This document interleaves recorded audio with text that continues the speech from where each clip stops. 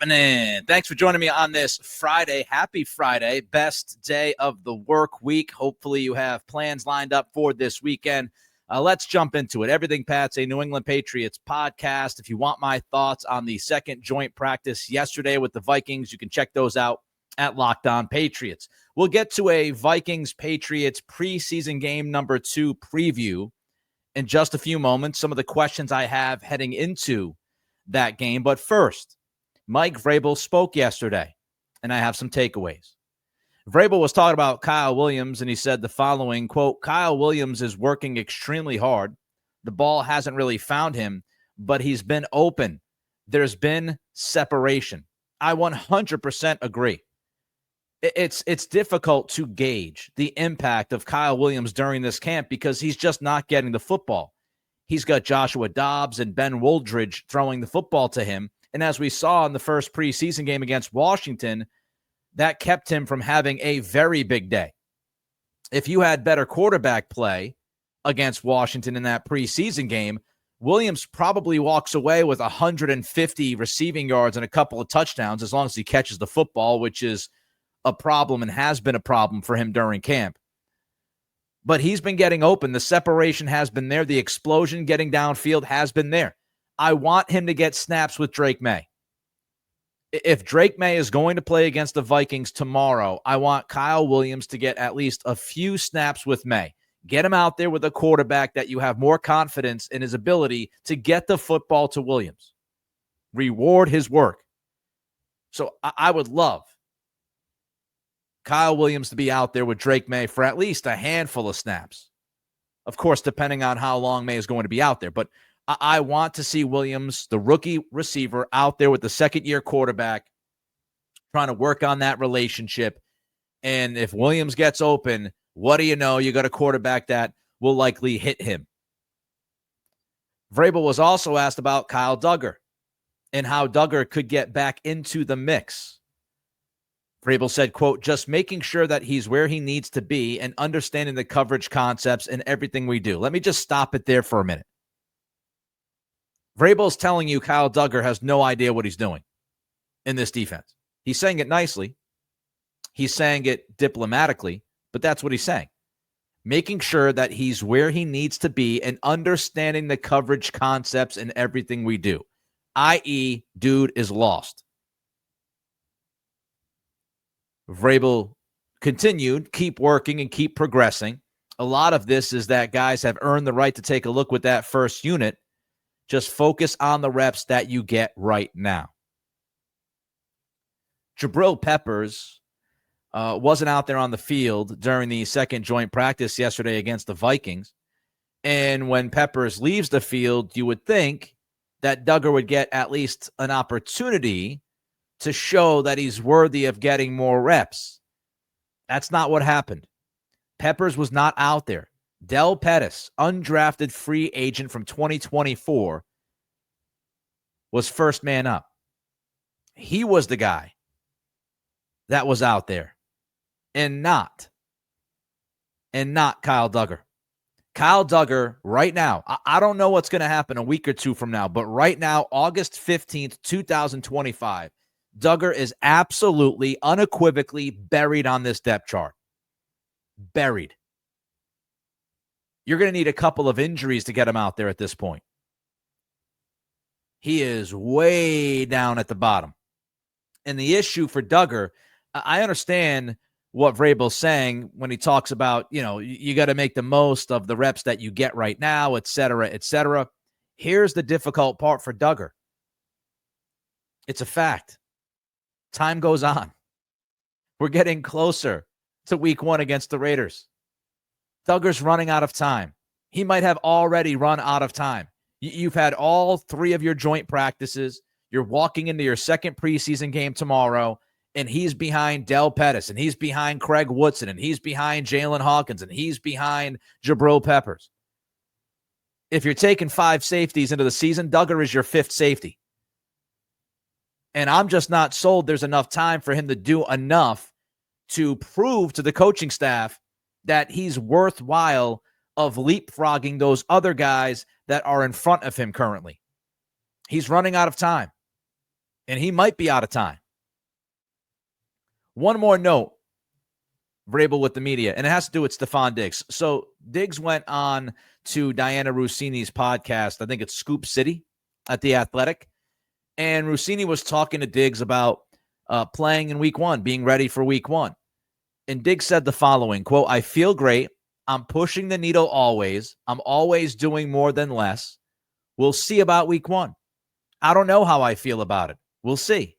Coaches aren't too excited. I'm not too excited. I'm just trying to take it day by day. So we'll see. It looks like we just don't know where it's going to go." Now, Phil Perry, friend of the podcast, asked Vrabel about Diggs' statement about how he wasn't sure if he'd be ready for the season.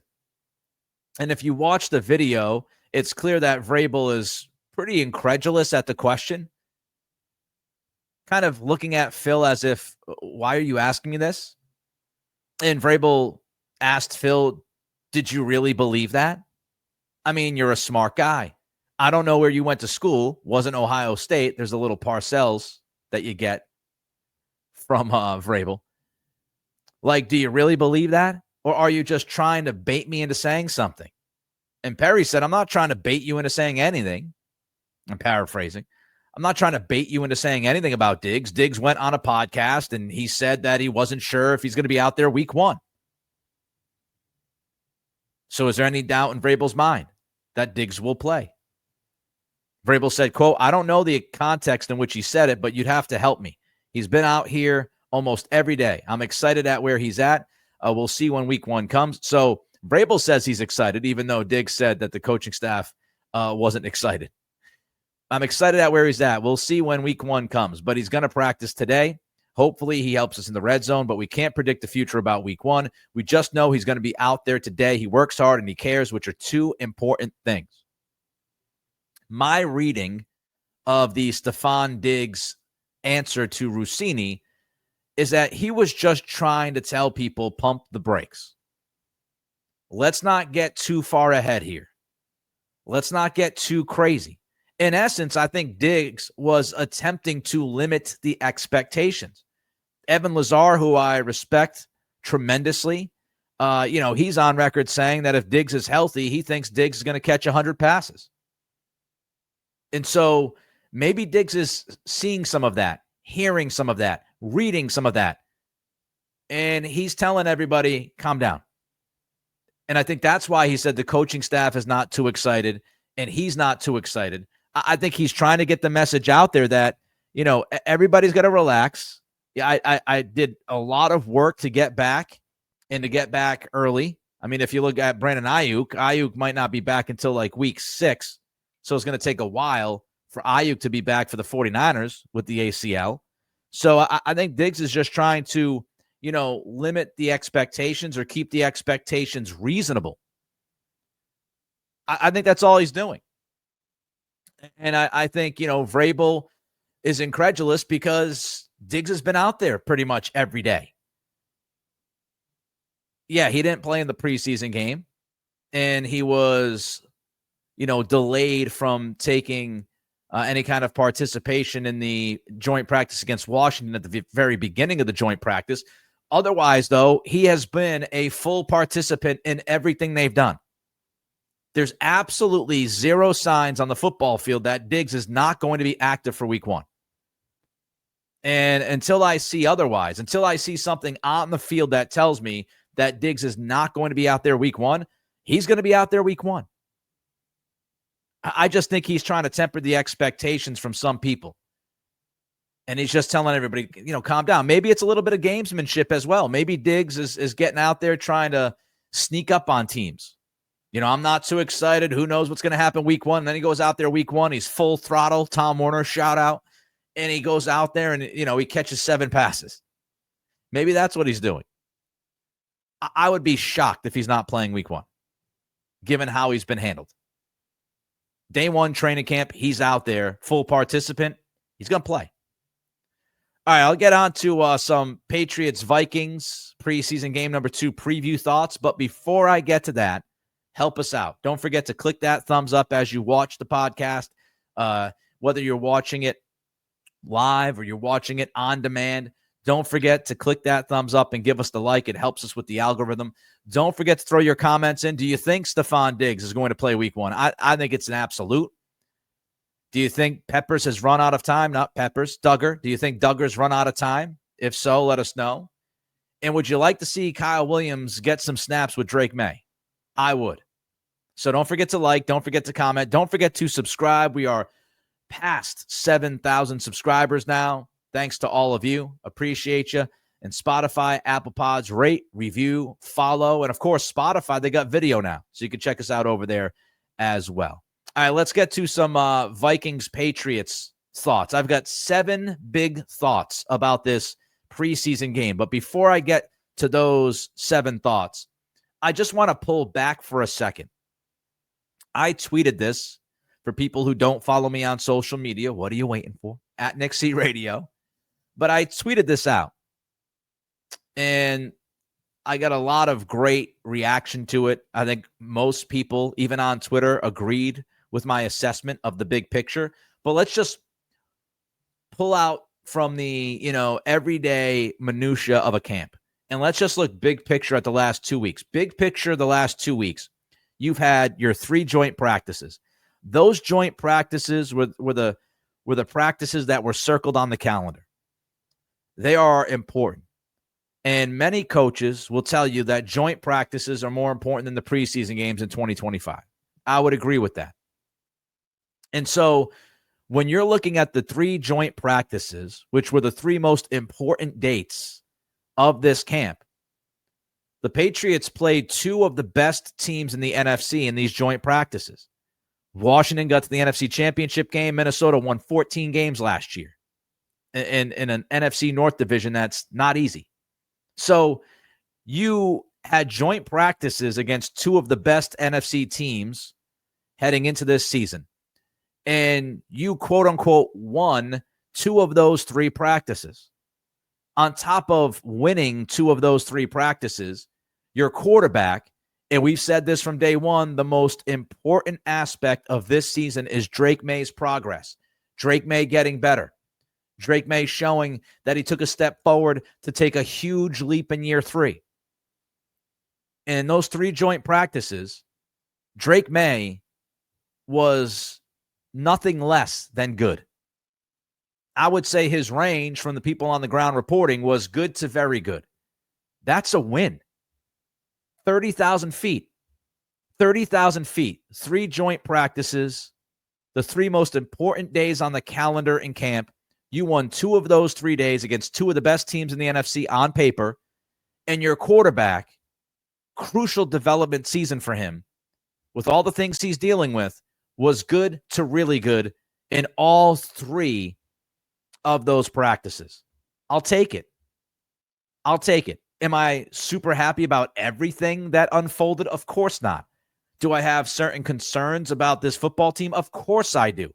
We should all have at least a couple of concerns about a team that won 4 games in back-to-back seasons and is trying to, retool, reset, rebuild, whatever you want to apply to this program.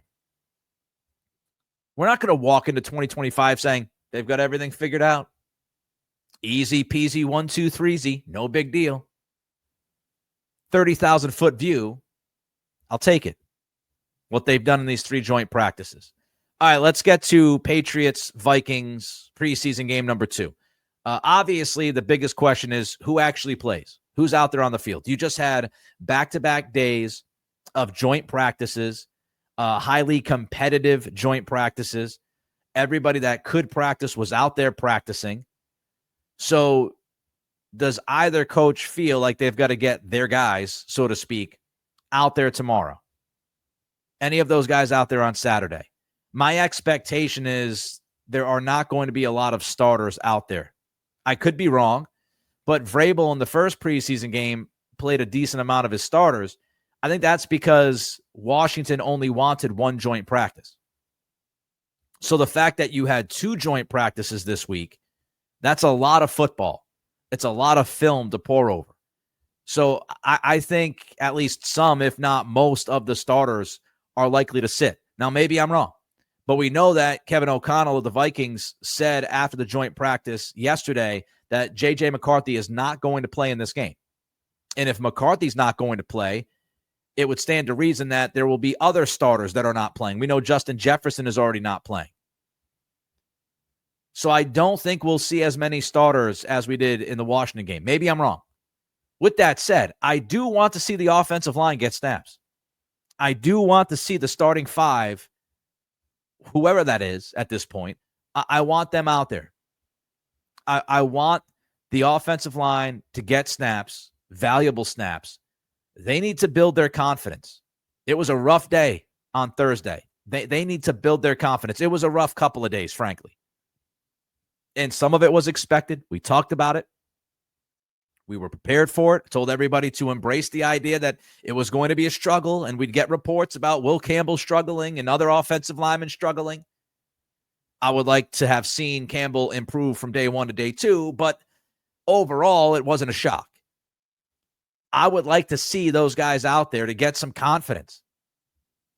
Try to improve upon what they did yesterday.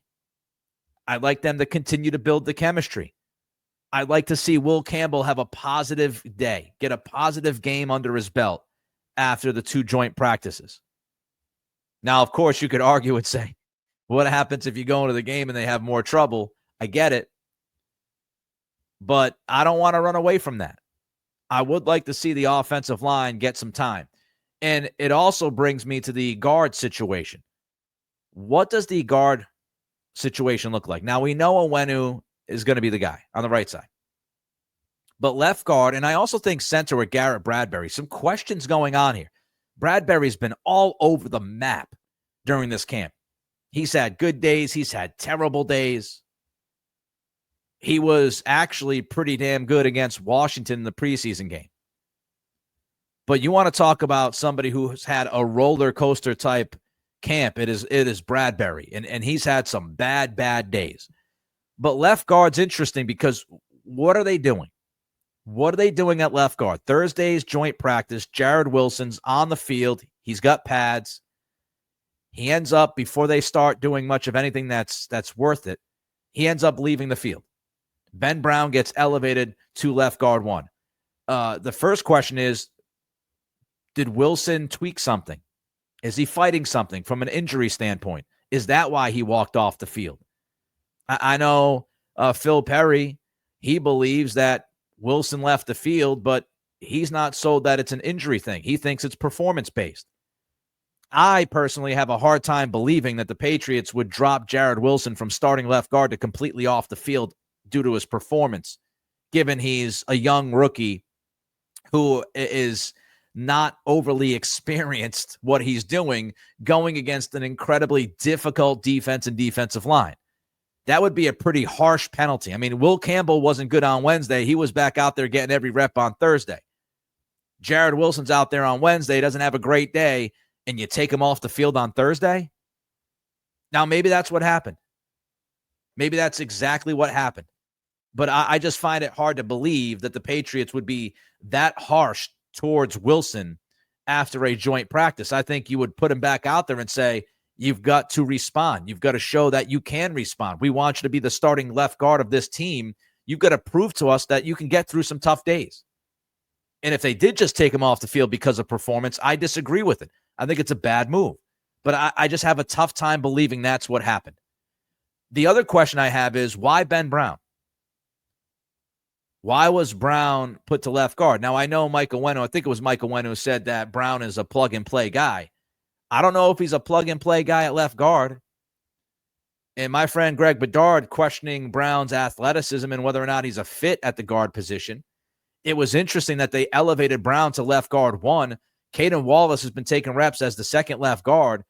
I guess the only thing that we can take from that decision is they like Brown more than Wallace. So what's that say about Wallace? I don't know if Brown's going to work out at guard, but it certainly tells us that the Patriots, as far as right now in the middle of August, they view Ben Brown as their top option backup guard. It's kind of scary. Like Wallace, so You've got Mekhi Butler. You've got the Robinsons. How, do those guys play? How much do they play? Do they perform? We'll wait and see. But there's a little bit of a shuffle going on at left guard right now. And maybe Wilson just tweaks something and it's no big deal. And next week he's back out there on the field and he's practicing full and there are no worries. But it's an interesting decision to go to Ben Brown. Very interesting. All right. Big thought number 4. Efton Chisholm continues to make a charge. And I said I'm going to cover this story fairly. Got off to a great start, OTAs and minicamp. Slowed down early camp. But over the last week or two, he is making a charge. And right now, if you asked me if he's on the roster, he's on the roster. I don't know how you take him off the roster after what he did against Washington, what he's done during these joint practices. The Chisholm charge continues. And much like I said with Kyle Williams, if Drake Maye does play, I would like to see Chisholm get some snaps with Maye. I would like to see that. Now, I know you've got Pop Douglas, and I know you're going to play Diggs in the slot. I don't anticipate Diggs playing in this preseason game. I'm not sure if Pop's going to play, but I would try to mix in, along with Kyle Williams, Efton Chisholm with the top offense to give those guys some reps with Drake Maye. First of all, I think Chisholm has deserved it. Secondly, I just think it's a good idea to try to create some of that, chemistry, get some of that going on. If Chisholm's going to be on the roster, then, throw him out there and see how he works with your quarterback. Give him a shot. I don't think you have anything to lose. Big thought number 5. This might upset some of you, might disappoint some of you. I don't need to see TreVeyon Henderson. I don't need to see him. I have heard enough. This dude is an impact player. This guy has the capability of truly being a game-changing rookie for this offense. I have seen enough. Preseason games, joint practices against his own defense. He's been electric from beginning to right now. I've seen and heard enough. Keep him in bubble wrap. And I know Ramondre Stevenson's got an injury. You might say, Nick, they're going to have to play. No, you don't have to play Henderson in a preseason game. Put JaMychal Hasty out there. Put Antonio Gibson out there. Anybody else that you have at that position running back? Is Terrell Jennings hurt? I don't know. If he's not hurt, put him out there. I don't need to see Henderson taking snaps. Sorry. I don't need to see it. I think the guy knows the playbook enough. He's out there picking up blitzes and stonewalling cats. I don't need to see any more of Henderson. I need to see Henderson week 1 against the Raiders. Put him in bubble wrap. He's proved it. I'm done. I'm excited. I don't need to see anything more from him. He has shown enough. Big thought number 6. Can the operation get back on the rails? Can the operation get back to being clean? I praised the Patriots for good reason about how they were clean against Washington. This week, there was some slippage. You had a delay of game, Monday's practice, when they were running a 2-minute drill. Drake Maye apparently losing the idea of the clock, and Vrabel getting upset with that, and a pretty clunky finish to that practice. You also had almost a clunky finish to yesterday's joint practice. Drake Maye saved them by throwing a touchdown for 40 yards to Kayshon Boutte. Boutte made a nice play. But before that, the 1-minute drill they were running was a disaster. Campbell had a false start, couple of sacks allowed. Can they get back to running a clean operation? Are they going to be able to play disciplined against the Vikings like they did against the Commanders? I would like to see them run this smoothly, even if you get beat. Even if you get beat like a drum, I want to see clean operation. I don't want to see sloppiness, drops, fumbles, bad decisions, penalties. I don't want to see any of it. I want to see him clean it up. because that is something that you can control. Don't make those, silly mistakes. Let's not go backwards. We saw a lot of that in 2024. Got off to a great start last week against Washington. Let's not continue this slide. My seventh big thought. This is legitimately important. The kicking competition. How is it divvied up? Interestingly enough, Borregales and Romo did not kick on Thursday from what I saw. And that's interesting because they've consistently had this mano-a-mano battle to wrap up practices. But on Thursday, they didn't. So how will the kicking opportunities be sliced up against the Vikings? Is it just going to be simply alternate? Probably, but we'll have to wait and see. It is a legitimate competition happening between Borregales and Romo. Romo right now, I think, has the edge, but tomorrow's game could be the deciding factor. Now, it wouldn't surprise me if you push the kickers to week 3 of the preseason. You need somebody to kick the football, so maybe they'll wait until the bitter end, and they probably will because it's been such a tight race. But if somebody has a bad day tomorrow against the Vikings, that might be just enough for the other guy to jump over him. So the kicking competition. 7 big thoughts. Hopefully we get enough. Hopefully we get enough tomorrow to sink our teeth into. Hopefully it's not like a glorified scrimmage. I hope we get enough information from the game to learn from the game. And we can break those things down. That's my hope. But I don't know. We might see everybody sitting. I don't know. Either way, enjoy the game. Don't forget to like, comment, and subscribe. Appreciate every single one of you.